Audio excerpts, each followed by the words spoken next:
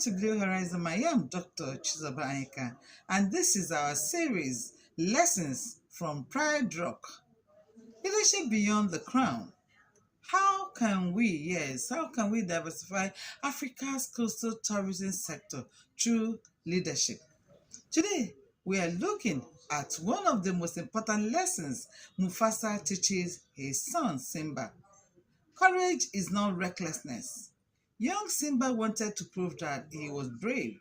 He wanted to demonstrate that he was ready to take on challenges and be seen as fearless. But Mufasa understood something Simba was yet to learn.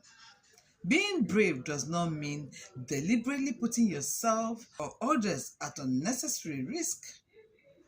And that lesson is equally important in leadership. Sometimes we mistake boldness for courage. We think the leader who takes the biggest risk is the bravest person in the room.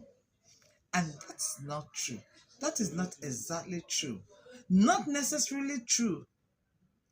True courage requires wisdom, judgment, and responsibility.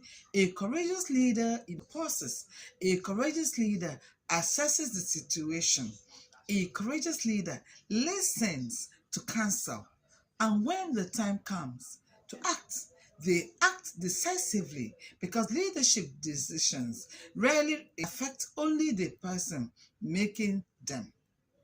They affect teams, they affect organizations, they affect families, communities, and sometimes the entire industries. For marine tourism sector, the coastal states must remove recklessness because recklessness says, I have nothing to lose. But courage says, I understand what it is that is at stake, and I'm still prepared to do what is right.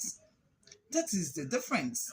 As leaders, we will face moments when doing the right thing is uncomfortable.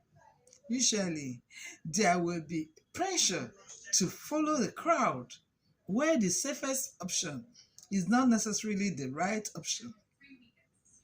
That is when courage becomes necessary. There will be moments when silence is easier than speaking up. There will be decisions where the safest option is not necessarily the right option. That is when courage becomes necessary. But courage should always be guided by wisdom. You don't have to prove that you are fearless to be a courageous leader. Sometimes the bravest thing you can do is pause. Yes, pause, think, seek counsel, assess the consequences, and then make the right decision. Mufasa was not simply teaching Simba how to be brave. He was teaching him how to become responsible. And that is today's leadership.